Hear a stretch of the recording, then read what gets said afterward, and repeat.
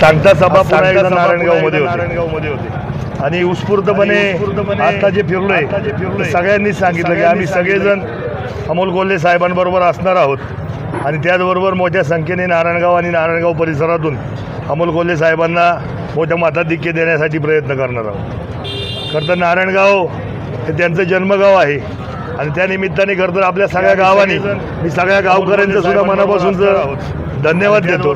तुम्ही सगळ्यांनी ज्या पद्धतीने सांगितलं गेलं की आपण फक्त अमोल कोल्हे साहेबांनाच पाठिंबा देऊ, त्याच पद्धतीचं सगळ्या गावकऱ्यांनी सुद्धा मनापासून ठरवलं आणि मनापासून त्याचं ज्यांनी जी भूमिका घेतली त्या भूमिकेबद्दल सगळेजण त्याबद्दल आग्रही राहिले। म्हणून मला वाटतं आज पण सगळ्यांनी मोठ्या संख्येने या सभेसाठी येऊन अमोल कोल्हे साहेबांना आपल्या नारायणगावचा एक भूमिपुत्र नारायणगावचं नाव मोठं करतोय। नारायणगाव सांगताना आज संसदेत जरी गेले कुठेही गेले तरी सांगताना निश्चित स्वरूपात ते सांगणारे नारायणगावकर आहोत आणि याचा अभिमान आपल्या सगळ्यांना आहे आणि त्याच अभिमानासाठी आपण सगळेजण एकत्र झालो होतो, एकत्र आहोत आणि एकत्र इथून पुढे नारायणगाव ह्या एका नावासाठी आपण सगळेजण एकत्र आहोत। आणि मला वाटतं ह्या एकाच गोष्टीसाठी आपण सगळ्यांनी आजही दुपारी 3 वाजता अमोल कोल्हे साहेबांच्या प्रचारार्थ जयंत पाटील साहेब आहेत, शिवसेनेचे भास्कर जाधव साहेब आहेत, बाळासाहेब थोरात साहेब, या सगळ्यांची एकत्रित सभा नारायणगावमध्ये होते।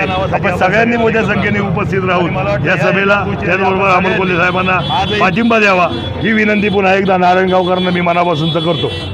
आज नारायणगावमध्ये आपली सांगता सभा आज मोठ्या थाट्यामाटाने या ठिकाणी होते। नारायणगावमध्ये जो उत्स्फूर्त प्रतिसाद पाहतोय या ठिकाणी बाबांनी सांगितलं की नारायणगावकर म्हणून गावची एक बैठक झाली आणि त्याच्या भूमिपुत्राला आपल्या गावचे उमेदवार डॉक्टर अमोलदादा कोल्हे यांना नारायणगावकरांनी भरभरून त्या ठिकाणी पाठिंबा देण्याचं त्या ठिकाणी सगळ्या बैठकीत सगळ्यांनी त्या ठिकाणी सांगितलं। आज या संदर्भात बाबा आणि सगळ्या सहकारी ज्या ठिकाणी संतोषदादा वाजगे असेल, रशीदभाई असेल, विकासताना असेल, शेखर नाना ढवळे सगळ्याच सहकाऱ्यांनी या ठिकाणी नारायणगावमध्ये पदयात्रा काढली। नारायणगावकरांचा भरभरून उत्स्फूर्तपणे प्रतिसाद त्या ठिकाणी लाभत आहे। आजच्या पण सांगता सभेला सगळ्यांनी त्या ठिकाणी आवर्जून उपस्थित राहावं। भाऊभाई पाटील यांनी गावाची मिटिंग बोलवली आणि गावात सगळ्या मिळून एक मोठी पाठिंबा द्यायचं म्हणून ठरले।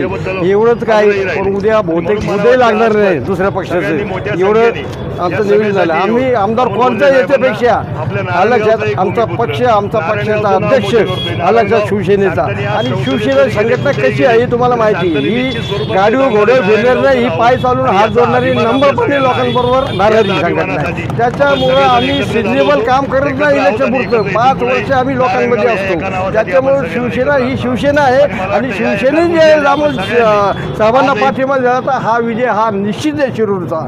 हा लक्षात ज्यावेळेस आत्ताचे जे उमेदवार आहेत शिवाजीदादा आढळराव पाटील त्यावेळेस त्यांचं तर नाव नव्हतं, कामही नव्हतं, काय नव्हतं, फक्त एक आदेश आला, एक सभा झाली माननीय बाळासाहेब ठाकरेंची चाकणला आणि अख्खा शिवसैनिक पेटून उठला आणि 1 नाही 2 नाही तर 15 वर्ष न काम करता त्यांना खासदार बनवलं या शिरूर तालुक्यात शिरूर मतदारसंघाने।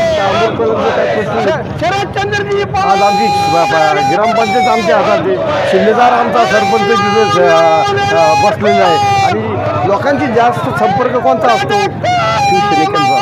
त्याच्यामुळे निर्धास्तपणे हे की वैराची रात्र जागे राहा हा लक्षात। आता डॉक्टर अमोल कोल्ह्यांनी जे इलेक्शन आयुक्तांकडे तक्रार नोंदवली तर पटपेट्या फिटपेट्यांचा पण वापरा आणि सर्व शिवसेनेला सांगतो तर लक्ष ठेवा, वैराची रात्र जागे राहा फक्त आज सांगता सभा पुन्हा एकदा नारायणगावमध्ये होती. आणि उत्स्फूर्तपणे पत्रकारांना सुद्धा वैयक्तिक जीवन असतं आणि वैयक्तिक निर्णय घ्यायचा मला अधिकार आहे. पत्रकारानंतर पहिले वैयक्तिक माणूस.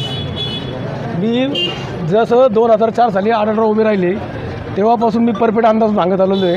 आढळराव कोणत्या मताने किती मतांनी निवडून येतील हे प्रत्येक वेळेला मी सांगितलेलं आहे. मागच्या वेळेला पण मी सांगितलं होतं का अमोल कोल्हे 1 लाख मतांनी निवडून येतील. शिरूरचा जर -पॉईंट झाला नसता किंवा शिरूरमध्ये जर लीड तुटला नसता तर अमोल कोल्हे 1 लाख मतांनी निवडून आले असते. यावेळेस सुद्धा अमोल कोल्हे 2.5 ते 3 लाख मतांनी निवडून येतील आणि 100% निवडून येतील. कारण विरोधी पक्षाच्या प्रचार करायची जी पद्धत आहे ती फक्त जाती धर्म जातीभेद कुठलेही मूलभूत प्रश्न घेत नाही. ही लोकसभेची निवडणूक आहे, देशाची प्रश्न निवडणूक आहे. परंतु पंतप्रधानांसह उमेदवार किंवा त्यांना सहभागी जे पक्ष आहेत जे मदत करतात ते सुद्धा कुठलाही मुद्दा घेत नाही, मूलभूत मुद्दा घेत नाही. बेकारी असेल, बेरोजगारी असेल. 2013 साली देशामध्ये 23% बेरोजगारी होती, ती आता 85% झालेली आहे. परंतु बेकारीवर कोणी बोलत नाही. महागाई वाढत चाललेली आहे, महागाईवर कोणी बोलत नाही. फक्त चुनावी जुमले त्याच वेळेस फक्त बोलतात. जो शिरूर भागातला जो शेतकरी वर्ग आहे मोठ्या प्रमाणात 100% मतदान अमोल कोल्हे यांना साधना करणारे तुतारी होणार आहे. प्रत्येक शेतकऱ्याचा आक्रोश हाच आहे. कांदा बाजार, सोयाबीन बाजार, कापूस आणि इतर भाजीपाला कुठे कशाला बाजार नाही. शेतकरी दुधाला पण बाजार नाही. दुधाचा तर विशेष आहे. दुधाचा 10 रुपये रेट कमी झालेला आहे. हे शेतकरी आणि आताचे भाव वाढू द्या, आताचे भाव वाढू द्या, वाढू द्या, पण बाजार भाव वाढले पाहिजेत. आज ज्यावेळेस आपल्याला 1980 झाली एक बाजरी तो सोने विकायचं मिळायचं. आज पद्धत काय, आज 25 पोती विकायला लागतात तेव्हा 1 किलो ते 1 किलो सोने मिळत आहे. म्हणजे कितीतरी पटीने शेतकरी महाग पडलाय. हा आक्रोश शेतकऱ्याचा आहे. म्हणून आम्ही तुतारीचा पाठीमागे आहे.